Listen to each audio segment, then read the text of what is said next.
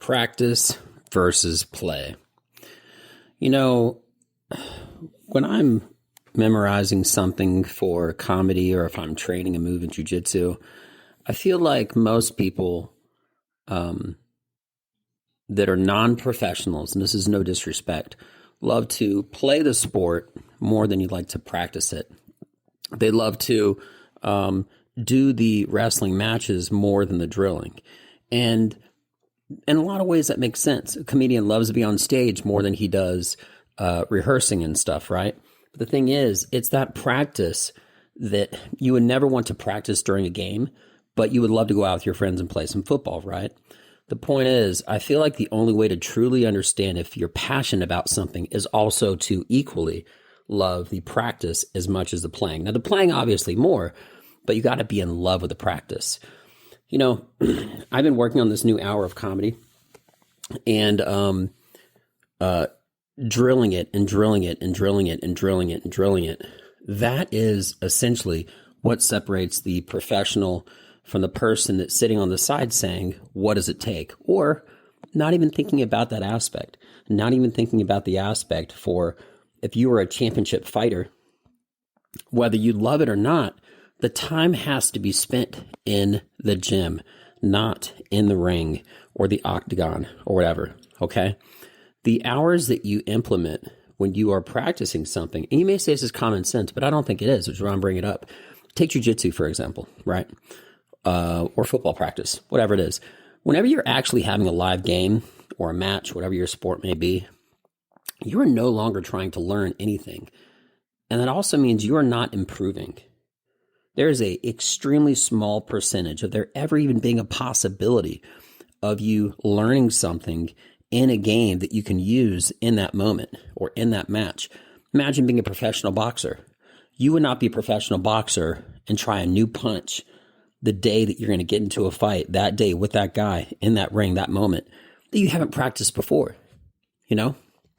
And as far as comedy goes, I would not ever say a joke that's either not memorized, not rehearsed, but also that I know is not a knockout punch. Every line, every 6 to 8 seconds, I'm looking for like a dance or like a boxing match for jabs, consistent hits, and one-punch knockouts. I want to obliterate my audience with thought and provoking their mind and keeping things interesting and keeping them off balanced. There's something called kazushi, which is a term in jiu-jitsu, which pretty much means an off balance, right? I want to off balance my opponent, or in this instance, my crowd, give them misdirection, make them think A, and then give them B. No different than a fighter or professional sports athlete. Very few times in life does a direct attack ever win the battle, but a flank from the oldest to the newest day, a misdirection, a side attack, a distraction from the front while attacking from the side, proven throughout history, no matter what your sport is or entertainment, okay, if you're writing something or if you're talking to somebody, to be the most effective. People are always prepared. They're always trying to get ahead of you in life. So when you lay these little misdirections, you give them essentially a direction to go into as you go on another direction and get ahead. Now, I don't really have a complete conclusion of thought as far as what I'm saying, but it was interesting because I was telling somebody in jiu-jitsu and wrestling that most people, when it comes time to learn what you've got, to do the rolling part, most people love, okay, you have the class, which is when you learn something new, no different than like a wrestling practice or football practice. Then you have kind of like the scrimmaging, which is like a trained practice, or in jiu-jitsu, which is the rolling aspect. And then lastly, you have tournament style real life application.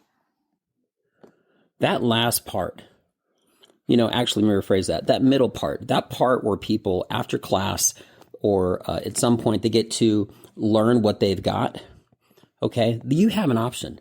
You have an option at that point to continue to drill, to practice that new thing that you're learning in the first part of class, or you can just kind of throw it out the window. But there's time that you set aside in a group Okay.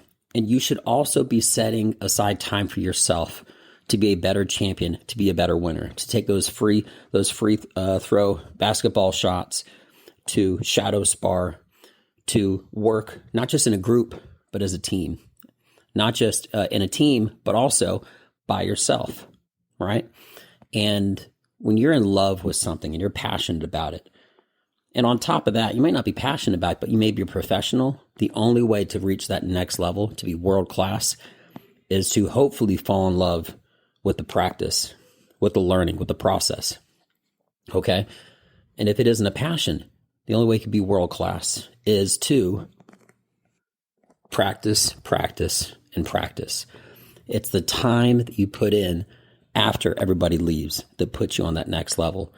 And once you're on that next level, you got other people staying after practice, and you're not the only one. That's what sets aside the good from the great. So anyway, I've just been working on so much comedy lately, and I'm drilling and I'm rehearsing, but I'm also pressure testing, as I call it, to make sure these new jokes of mine work. And once I know their work, then I repeat it and I repeat it and I repeat it and I repeat it. But before I tell it to somebody, I have to have it memorized. And I say it to myself. And once I do, no different than jiu-jitsu, then I can actually implement it. And implementation, as I've talked about once before in an earlier podcast, is the most important part. Because if you learn something, you practice it, you drill it, the last step is implementation, which is doing it when you need to do it. So a little bit random, a little bit constructed, a little unorganized, a little organized, but I'm trying to give multiple different examples to amplify my point. Practice makes perfect, and if you're passionate about it, you'll love it all. I'm Benja Well Done. Check me out. Peace.